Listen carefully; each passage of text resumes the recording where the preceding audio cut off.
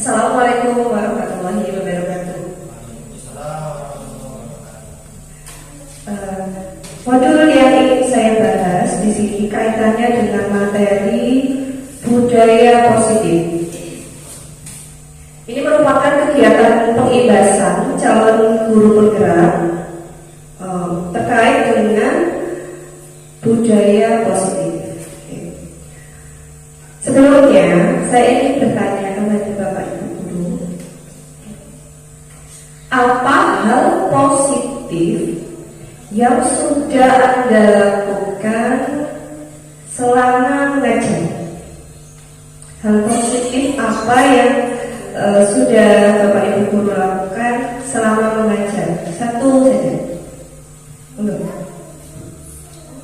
Hal positif apa? Tidak pernah datang terlambat, apa melaksanakan pembelajaran yang menyenangkan bagi siswa, menerangkan sampai siswa itu paham betul, kemudian selalu menggunakan media pembelajaran ketika di kelas seperti itu. Monggo, apa hal positif yang menurut Anda sudah Anda lakukan?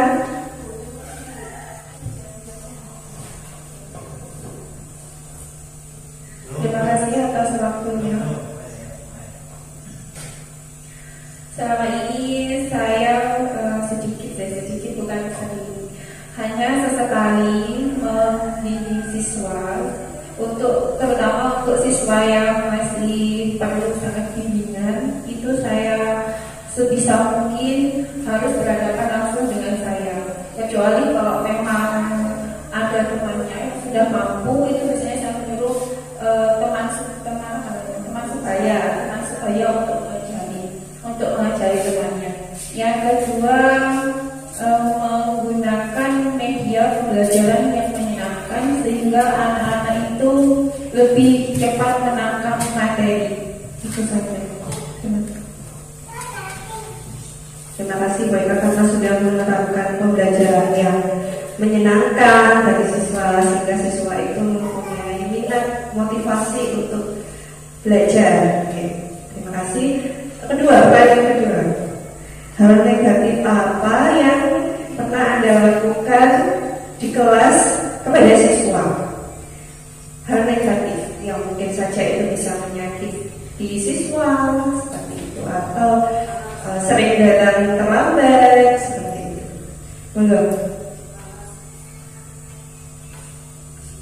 Belum? Mungkin Pak Anwar mau memberikan. Ya negatif saya juga pernah kok datang terlambat, itu pernah. Datang terlambat itu pernah, mungkin karena ada satu urusan mendadak di rumah sehingga harus datang terlambat. Tapi tetap kita minta izin kepada kepala sekolah. Itu kalau saya. Oke, ada Bapak Ibu Guru yang lain yang mengalami hal yang sama. Iya. Apa? Kebetulan saya mengajar di kelas 1. Saya ketika menghadapi anak-anak saya merasa kurang sabar karena banyak sekali karakter anak-anak yang berbeda-beda. Ada yang belum bisa baca, ada yang sudah bisa baca. Ya, Ibu Yuki merasa kurang sabar, kurang telaten. Biasanya emosi gitu, mungkin terus marah-marah sama anak-anak seperti itu. Ya, betul. Terima kasih. Terima kasih Bu Yufi. Sama, saya juga begitu. Kadang kalau misalnya anak-anak itu diterangkan ngomong sendiri sama temannya, lari-lari ke sana kemari gitu ya, menguji kesabaran. Ya, selain diuji suami, kesabarannya juga diuji sama anak-anak. Itu, iya. Nah, sebisa mungkin sebenarnya kita menciptakan rasa aman, nyaman untuk siswa kita seperti itu. Mari kita bahas sebagai budaya positif.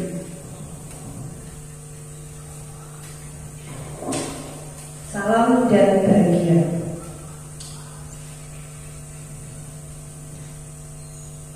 Budaya positif atau ekosistem positif. Di sini kita ambil contoh perbandingannya dengan tumbuh-tumbuhan seorang petani. Nah, dalam hakikatnya sama kewajiban dengan seorang pendidik. Petani itu sama kewajibannya dengan seorang pendidik. Yang menanam padi misalnya hanya dapat menuntut tumbuhnya padi. Ia dapat memperbaiki kondisi tanah, memelihara tanaman padi, memberi pupuk dan air, membasmi ulat-ulat atau jamur yang mengganggu hidup tanaman padi, dan lain sebagainya. Itu. Perubahan paradigma teori kontrol, perubahan pemikiran tentang teori kontrol, ilusi kontrol. Ilusi guru mengontrol murid bahwa ya kita sebagai orang tua punya hak untuk memaksa murid melakukan hal ini, hal itu. Padahal murid itu punya hak juga untuk menentukan pilihan, untuk memutuskan sesuatu. Ilusi bahwa kritik dan membuat orang merasa bersalah itu dapat menguatkan karakter. Kemudian ilusi bahwa semua penguatan positif, efektif, dan bermanfaat. Pujian atau hadiah ya, bermanfaat. Tapi motivasi yang terbangun itu bukan dari dalam diri. Motivasi yang terbangun itu dari luar, dari hadiah yang diberikan tadi. Ketika guru berhenti memberikan hadiah, bisa jadi mereka berhenti melakukan hal yang baik. Jadi motivasinya itu hanya bertahan dalam jangka pendek. Itu memberikan hadiah, reward, itu sebenarnya juga ada sisi negatifnya. Kita beranggapan kalau kita memberikan reward, kita memberikan hadiah, anak akan termotivasi seterusnya. Padahal tidak. Ketika guru sudah berhenti, bisa jadi berhenti memberikan hadiah, bisa jadi anak itu juga berhenti untuk berusaha. Bisa seperti itu. Kemudian ilusi bahwa orang dewasa memiliki hak untuk memaksa. Padahal anak-anak juga punya hak untuk menyampaikan apa yang mereka rasakan, apa yang mereka inginkan, apa yang mereka butuhkan. Kepada anak-anak kita sendiri saja di rumah, kadang-kadang kita memaksa mereka untuk melakukan hal ini atau nggak boleh ini. Padahal mereka punya keinginan sendiri untuk melakukan sesuatu yang mereka sukai. Tapi berhubung kita tidak memperbolehkan itu, jadi anak-anak dengan terpaksa juga tidak melakukan hal-hal yang mereka sukai. Begitu. Sekarang makna disiplin berasal dari kata Latin disiplina yang artinya belajar. Makna asal dari kata ini berkonotasi dengan disiplin diri. Disiplin diri membuat orang-orang menggali potensinya menuju sebuah tujuan, apa yang dihargai. Namun dalam budaya kita, makna kata disiplin telah berubah menjadi sesuatu yang dilakukan seseorang pada orang lain untuk mendapatkan kepatuhan. Cenderungan umum adalah menghubungkan kata disiplin dengan ketidaknyamanan, bukan dengan apa yang kita hargai atau pencapaian suatu tujuan mulia. Teori motivasi perilaku manusia. Setiap orang, semua orang melakukan sesuatu itu pasti ada motivasinya. Motivasi di sini ada dua, ada motivasi eksternal dan juga motivasi internal. Motivasi internal ini motivasi dari dalam. Nah, motivasi eksternal itu untuk menghindari ketidaknyamanan atau hukuman. Kalau apa yang akan terjadi apabila saya tidak melakukannya, gitu. Untuk mendapatkan imbalan, apa yang akan saya dapatkan apabila saya melakukannya, itu motivasi eksternal. Contoh orang berkendara naik sepeda motor itu kan biasanya harusnya memakai helm. Tapi ada beberapa orang yang memakai helm karena takut kena tilang, karena adanya peraturan, takut kena tilang polisi, menghindari ketidaknyamanan. Itu kan motivasi eksternal. Kalau motivasi internal ya, untuk menghargai diri sendiri menjadi insan sesuai harapan kita. Saya akan menjadi orang yang seperti apa bila saya melakukannya. Ketika orang punya kesadaran diri, memakai helm itu untuk keselamatan dirinya dan keselamatan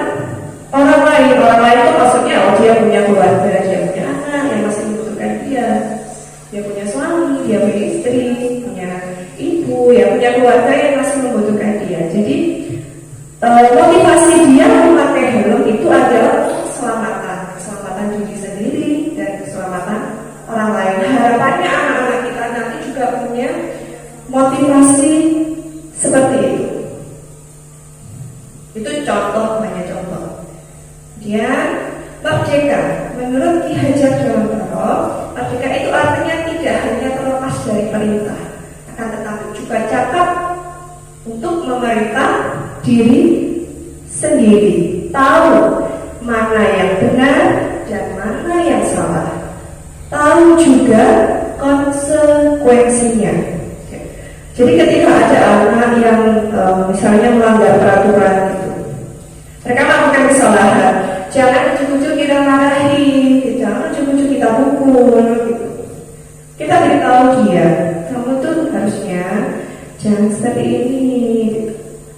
Diberitahu juga konsekuensinya apa, konsekuensi atas tindakan yang dilakukan itu apa.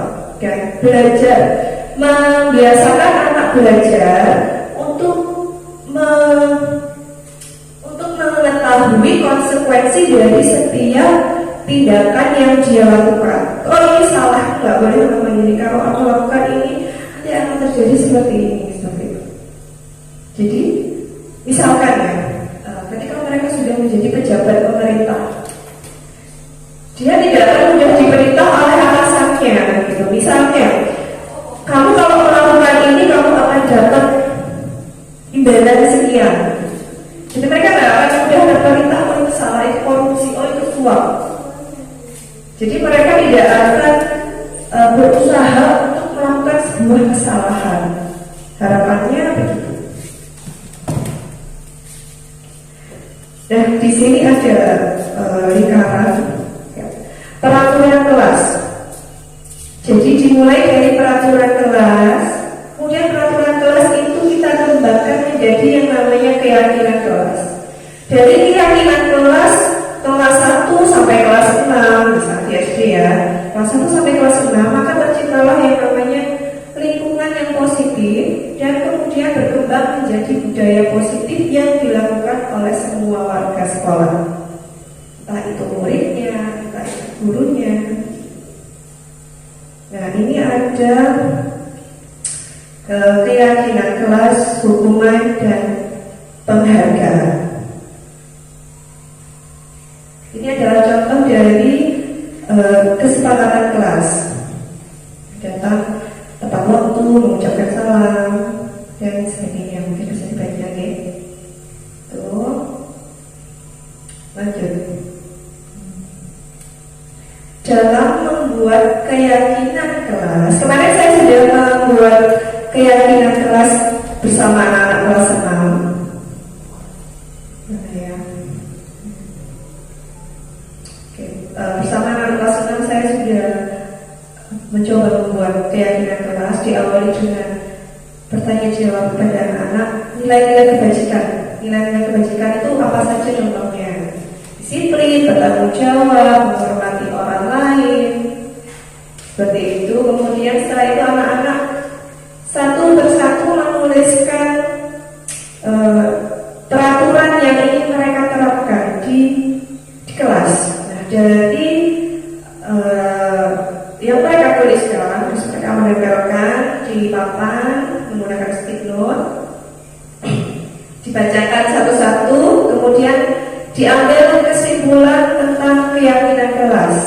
Kemarin itu ada menghormati orang lain, disiplin, mengerjakan tugas dengan tanggung jawab, kemudian menjaga kebersihan. Nah, untuk membuat keyakinan kelas ini upayakan menggunakan kalimat positif. Jadi tidak ada kata dilarang, jangan dilarang membuat sampah sembarangan. Lebih baik menggunakan jagalah kebersihan, seperti itu. Jangan datang terlambat, datanglah tepat waktu, hadir ke sekolah tepat waktu. Jadi untuk membuat keyakinan kelas, nah ini kan kesepakatan dalam satu kelas. Harapannya anak-anak yakin dengan apa yang mereka tuliskan, kemudian mereka menjalankannya dengan baik. Nah ini membuat poster. Jadi anak-anak setelah merumuskan keyakinan kelas, mereka membuat poster, nanti ditempel di kelas, di dinding.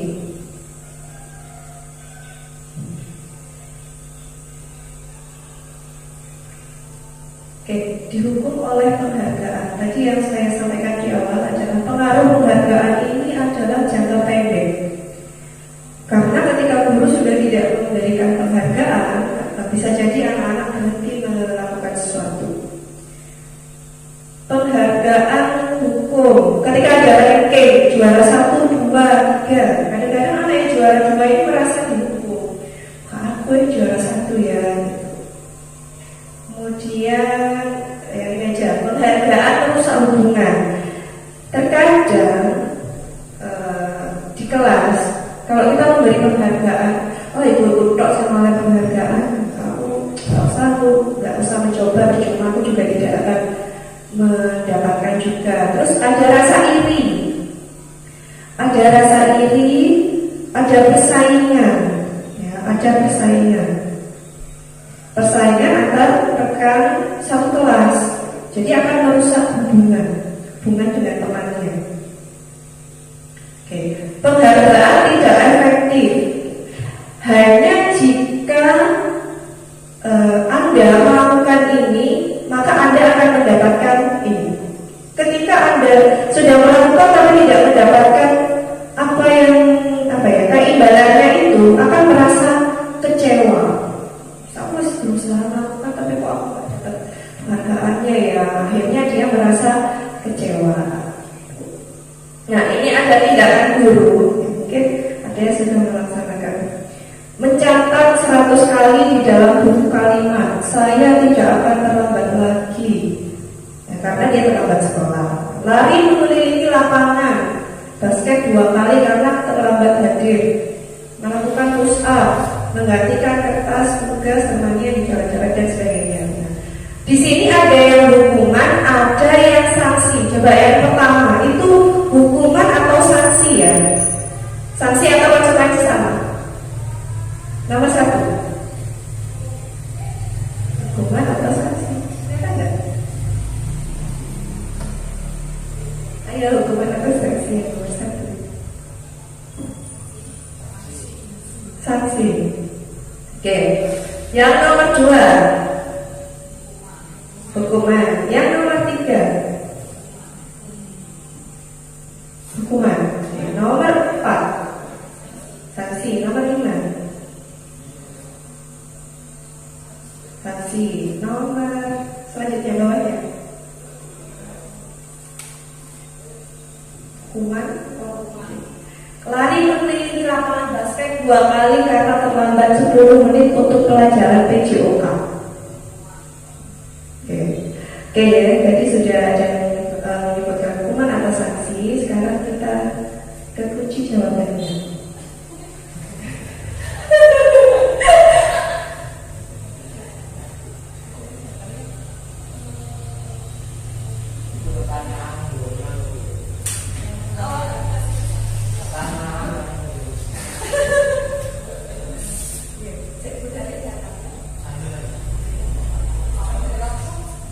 Oke, ini ya. Saya lanjutkan ya. Itu tadi adalah tindakan guru, kemudian kita akan bahas ini hukuman. Kadang-kadang kita itu memberikan hukuman tidak sesuai dengan kesalahan yang dibuat oleh siswa. Dia tidak mengerjakan tugas, terus disuruh mencatat saya tidak akan mengulangi kesalahan. Itu kadang-kadang kan nggak nyambung ya. Nah, nggak nyambung. Apakah tugasnya akan selesai dengan dia menuliskan itu di buku tulis, menuliskan saya tidak akan saya akan mengerjakan PR, saya akan mengerjakan PR. Apa akan selesai? Gitu. Itu hukuman ya. Hukuman itu menyakitkan secara fisik maupun mental. Ya. Tapi kalau sanksi atau konsekuensi itu memang sesuatu yang harus terjadi, sesuatu yang harus mengganti kertas tugas teman yang telah dicoret-coret, menggantikan. Ya karena memang dia melakukan kesalahan itu. Membersihkan tumpahan air di meja tulis karena tersenggol. Nah kalau nggak dibersihkan nanti temannya akan terpeleset bagaimana? Nah itu adalah sanksi atau konsekuensi yang harus dilakukan. Berbeda lagi dengan Tami mengelilingi lapangan basket 2 kali karena terlambat 10 menit untuk pelajaran PJOK. Kenapa kok di PJOK ini sebagai sanksi? Ya karena lari itu ada kaitannya dengan ya aktivitas yang ada di PJOK. Kadang-kadang kan kalau di PJOK itu,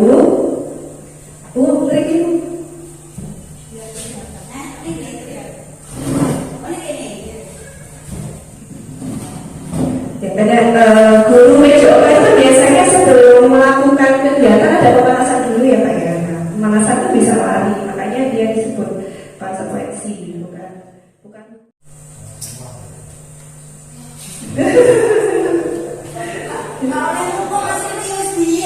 Enggak. Kadang-kadang hukuman itu tidak cocok dengan apa kesalahan yang dilakukan. Iya. Ya ini perbedaan hukuman dan sanksi. Kalau hukuman itu sesuatu yang menyakitkan harus terjadi. Kalau sanksi itu memang harus terjadi, harus dilakukan siswa. Kayak tadi kalau menumpahkan air ya harus dipel. Kalau nggak dipel nanti temannya bisa terpleset kayak gitu. Membuat anak sakit fisik maupun hati untuk jangka waktu yang lama. Membuat anak merasa tidak nyaman dalam jangka waktu yang pendek. Kemudian anak membenci kedisiplinan, anak menghargai kedisiplinan. Oke, seperti itu. Konsep diri buruk, konsep diri baik. Gitu. Anak belajar untuk menyembunyikan kesalahan, anak belajar untuk mematuhi peraturan. Kemudian dengan hukuman akan ada rasa marah, rasa bersalah, dipermalukan, merasa tidak dihargai. Untuk sanksi akan kehilangan hak, dibuat tidak nyaman, tapi untuk sementara. Nah, di sini ada yang namanya posisi kontrol, ya? Kira-kira ada di manakah sekarang Bapak Ibu guru untuk menghadapi siswa? Itu ada 5 posisi kontrol. Ada penghukum, pembuat orang merasa bersalah, ada teman, ada pemantau, ada manajer. Guru berkata, kalau kamu nggak melakukannya awas ya, rasakan ya nanti. Itu penghukum. Kalau pembuat orang merasa bersalah, itu gurunya bilang, kamu seharusnya sudah tahu, itu tuh lelah sekali menyatakannya, sampai stres gitu. Jadi nadanya itu berbeda juga. Bu guru itu sudah jelaskan loh sama kamu, kok kamu nggak ngerti-ngerti gitu. Itu membuat orang merasa bersalah. Teman, kalau teman, ayolah lakukan demi ibu. Masa kamu nggak mau? Ingat tidak, ibu pernah membantu kamu tentang ini, teman. Pemantau, apa peraturannya? Kalau manajer, apa yang kita yakini? Apa yang bisa kamu kerjakan untuk memperbaiki masalah ini? Nah, itu yang dikatakan dari sini, dari nada, dari pemilihan kata itu sudah berbeda. Menurut Anda, ada di manakah posisi kontrol Anda sebagai guru kepada siswa sekarang?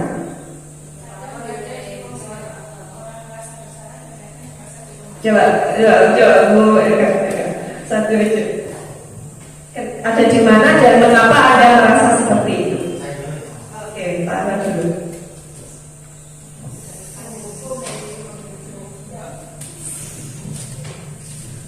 Terima kasih atas waktunya.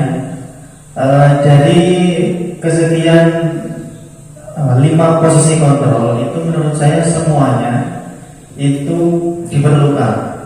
Jadi tidak hanya ideal sebagai penghukum atau mungkin dianggap negatif sebagai pembuat salah ataupun teman, pemantau dan manajer. Secara pribadi saya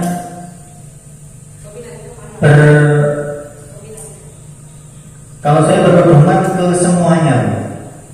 Bisa jadi dari kontrol, dari posisi penghukum kita diperlukan untuk melakukan itu, mengantisipasi siswa kita itu kan sangat bermacam-macam dan keadaan latar belakang keluarganya pun juga masing-masing.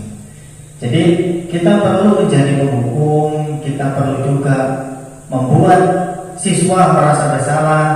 Kita juga bisa memposisikan sebagai teman, sebagai pemantau, manajer, menyesuaikan dengan siswanya. Nah, jadi kita perlu untuk berada di posisi itu semua. Jadi kita tidak hanya ideal di satu posisi, misalnya hanya sebagai manajer. Iya, kalau siswa didik kita bisa nalar, Kalau mereka itu tipikal yang cuek, kita arahkan sudah, tapi secara praktek dia tidak menjalankan apa yang sudah disepakati. Ada kan siswa yang seperti itu? Nah, tapi juga sebagai penghukum pun juga tidak efektif bagi siswa yang sudah memiliki nalar yang positif. Jadi ya pandai-pandainya kita untuk memosisikan kapan kita sebagai penghukum, kapan kita sebagai pembuat orang merasa bersalah, kapan kita berposisi sebagai teman, kapan kita berposisi sebagai pemantau, dan kapan pula kita berposisi sebagai manajer. Tentu dengan menyesuaikan kepada siapa atau kepada siswa yang bagaimana kita harus melakukan itu. Jadi menurut saya semuanya itu perlu kita terapkan. Jadi kelima posisi kontrol itu untuk membentuk siswa yang tentu kita harapkan.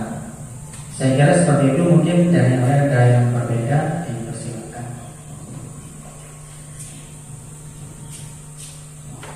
Oke, terima kasih kepada Pak Anwar atas penyampaian pendapatnya. Oke, mungkin menurut Pak Anwar kita perlu berada di posisi ini sampai manajer ya. Tergantung dari situasi, kondisi, dan bagaimana karakter siswa tersebut. Kondisional, begitu ya Pak? Ya. Oke. Saya lanjut dulu.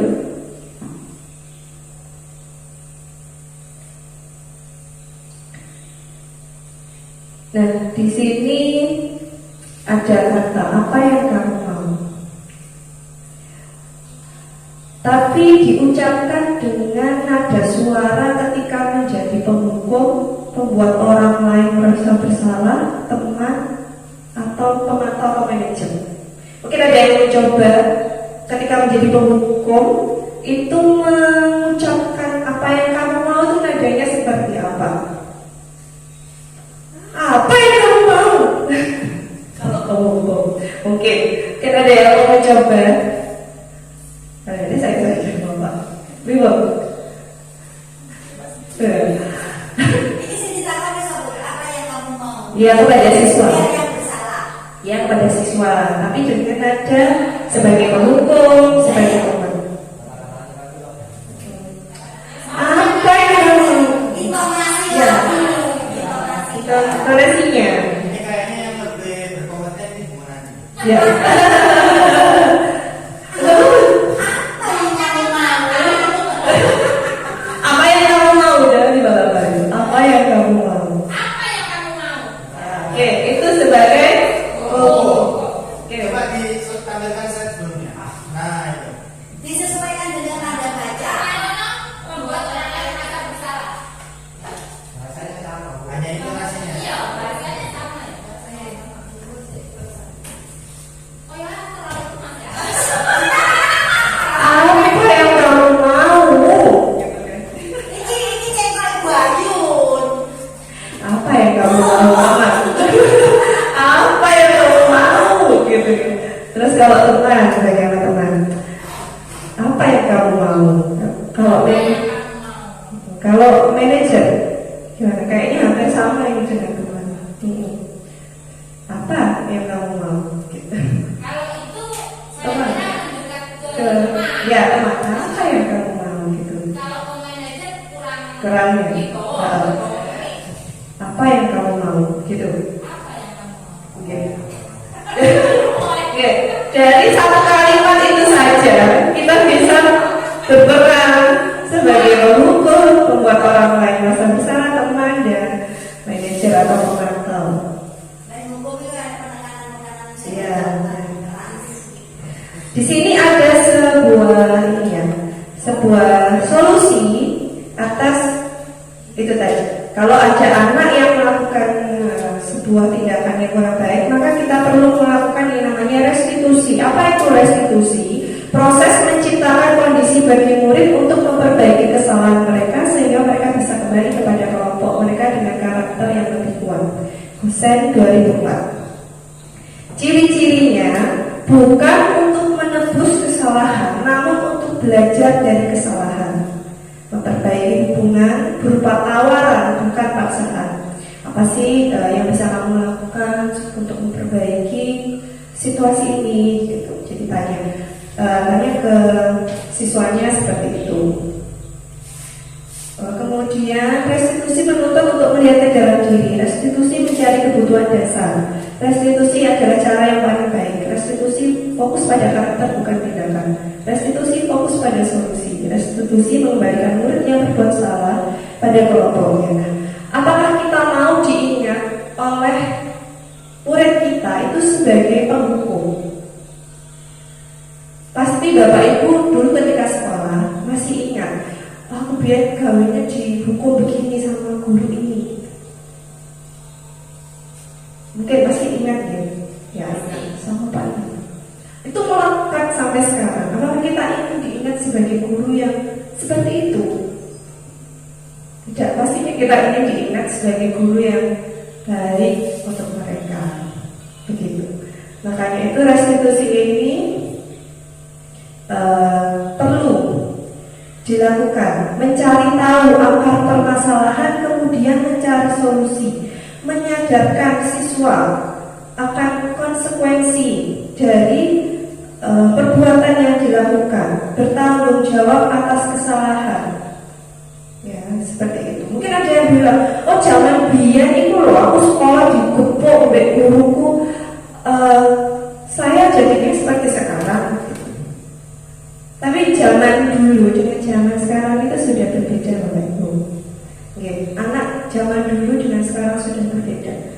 Kita jangan menarik anak-anak kita itu ke zaman dulu kita ketika sekolah. Jangan kita kapan majunya. Maka kita yang harus menyesuaikan dengan keadaan zaman sekarang. Jadi anak-anak itu diharapkan tidak terperintah, tapi tahu akan perannya. Jadi mereka bisa memerintah diri mereka sendiri. Harapannya seperti itu. Ini salah. Saya tidak boleh melakukan itu karena konsekuensinya akan seperti ini. Nah, saya juga masih belajar menerapkan itu. Bukan saya sudah berhasil, tidak, saya sedang belajar juga. Nah, untuk restitusi tahapannya ada 3, namanya segitiga restitusi. Yang pertama, menstabilkan identitas. Kemudian menstabilkan identitas, validasi tindakan yang salah, menanyakan keyakinan. Untuk menstabilkan identitas, setiap orang itu pasti melakukan kesalahan. Jadi kita melupakan, setiap orang itu pasti pernah melakukan kesalahan. Ya, kamu bukan satu-satunya yang pernah melakukan ini. Bu guru pun juga pernah melakukan kesalahan, misalnya datang terlambat, itu juga sering. Nah, ini berkata bahwa berbuat salah itu hal yang manusiawi. Tidak ada manusia yang sempurna. Ini untuk menstabilkan identitas siswa supaya mereka tidak merasa dor. Nah, susah dor. Kamu pasti bisa menyelesaikan masalah ini. Bahwa bu guru tuh nggak mencari kok siapa yang salah, siapa yang benar. Tapi bu guru tuh lebih ingin menyelesaikan masalah. Nah, seperti itu. Kemudian validasi tindakan yang salah. Nah, di sini kamu pasti punya alasan mengapa melakukan hal itu, gitu kan? Kamu pasti punya alasan melakukan hal itu. Kemudian tadi menanyakan keyakinan. Kalau kita sudah membuat keyakinan kelas, maka kita bisa menanyakan, kamu yakin nggak dengan keyakinan kelas yang sudah kita buat? Kalau kamu yakin, ayo kita lakukan. Bagaimana kamu bisa menyelesaikan masalah ini? Apa solusi yang bisa kamu dapatkan? Kalau misalnya kemarin ada yang terlambat, bagaimana supaya nggak terlambat? Memasang alarm, begitu. Jika misalnya tidak masuk, apa yang harus dilakukan? Minta izin, bisa lewat WA atau surat, begitu. Kemudian ada kebutuhan dasar manusia. Tadi Pak Anwar bilang bahwa setiap anak itu berbeda. Setiap anak berbeda, atau latar belakang keluarga, bagaimana. Nah, kebutuhan manusia itu ada cinta kasih, kemudian penguasaan, kebebasan, kesenangan. Kadang-kadang anak-anak melakukan sesuatu itu pasti ada kebutuhan yang ingin mereka capai. Kadang mereka mencari perhatian dengan gurunya di sekolah, membuat mengganggu temannya biar bisa mendapat perhatian. Nanti mereka ingin mendapatkan cinta dan kasih dari gurunya. Seperti itu. Kesenangan, mereka bermain di dalam kelas ketika guru menerangkan. Main lempar pesawat kertas. Mereka kebutuhan dasarnya adalah kesenangan.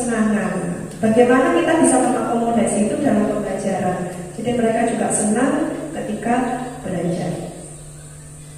Ini tadi yang menanyakan keyakinan. Dan oke, itu saja yang dapat saya sampaikan. Jadi intinya tadi adalah restitusi adalah salah satu cara yang dapat kita lakukan untuk menghindari yang namanya hukuman. Jadi kita ajak anak-anak berkomunikasi, memberitahu mereka apa yang bertanya jawablah, kamu kesalahannya apa, bagaimana cara mengatasi masalah ini. Jadi diajak berbicara untuk mengetahui konsekuensi dari apa yang sudah kamu lakukan, untuk selalu bertanggung jawab atas segala tindakannya. Ini adalah kegiatan restitusi yang saya lakukan kepada peserta didik saya.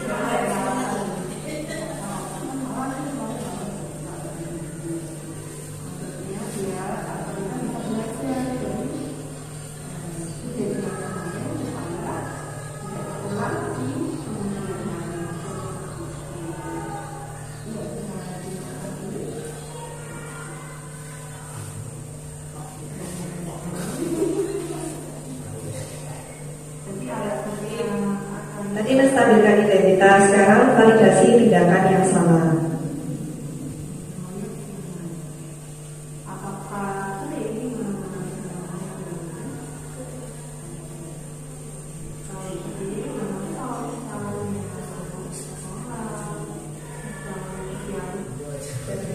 Nah, terus selanjutnya menanyakan keyakinan kepada siswa. Keyakinan karena kita sudah membuat keyakinan kelas, jadi saya menanyakan kembali keyakinan kelasnya. Seperti itu. Tapi bahasanya, nadanya itu ya harus disesuaikan supaya tidak menyinggung perasaan anak. Harapannya begitu.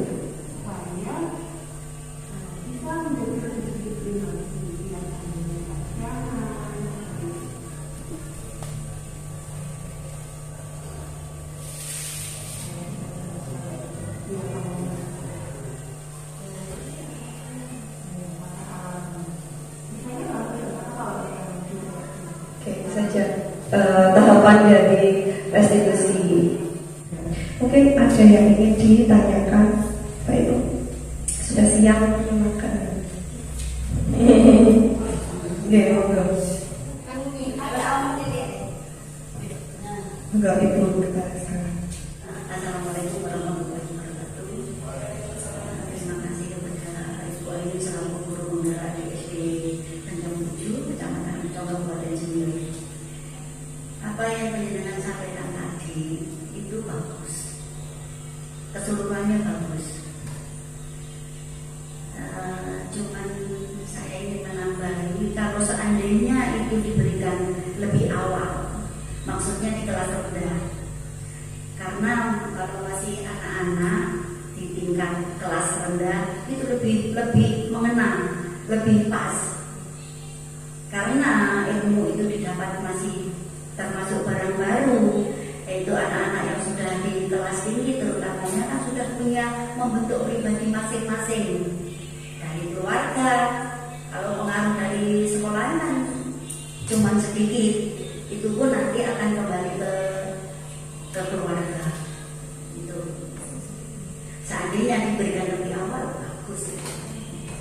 Terima kasih. Semoga saja apa yang jangan sampaikan bisa diterapkan di sekolah kita sendiri, terutamanya kepada teman-teman sejawat, Bapak Ibu guru yang berada di SD Tanjung 7. Itu yang ingin saya sampaikan. Terima kasih. Wassalamualaikum warahmatullahi wabarakatuh. Oke, Bapak Ibu, sebenarnya tujuan saya pengibasan di sini adalah agar Bapak Ibu juga melakukan hal yang sama yang sudah saya lakukan di kelas 6. Jadi bukan hanya di kelas saya, harapannya Bapak Ibu guru juga membuat keyakinan kelas di kelas masing-masing bersama anak-anak.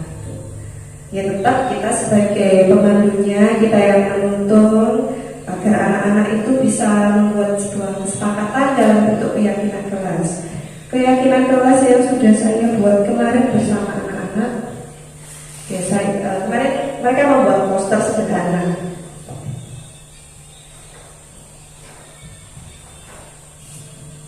Ini keyakinannya menghormati orang lain, disiplin, mengerjakan tugas dengan tanggung jawab, menjaga kebersihan. Nanti kalau misalnya anak-anak itu melakukan suatu hal yang tidak baik, maka kita akan ingatkan lagi kepada keyakinan kelas. Kemarin keyakinan kelasnya sudah dibuat. Kamu yakin tidak dengan keyakinan kelas kita? Kalau yakin, ayo dilaksanakan. Seperti itu kepada anak-anak. Nah, semoga nanti Bapak Ibu guru, wali kelas, dengan dukungan dari Ibu Kepala Sekolah juga bisa menerapkan hal ini, karena insya Allah ini akan membawa hal yang baik yang berdampak langsung kepada murid. Karena tujuan kita adalah murid gitu. Apapun yang kita lakukan tujuannya adalah untuk murid. Ya, yang saya lakukan sekarang adalah juga untuk murid. Begitu, kurang lebihnya saya mohon maaf. Terima kasih sekali lagi saya sampaikan atas partisipasinya pada siang hari ini. Saya akhiri. Wassalamualaikum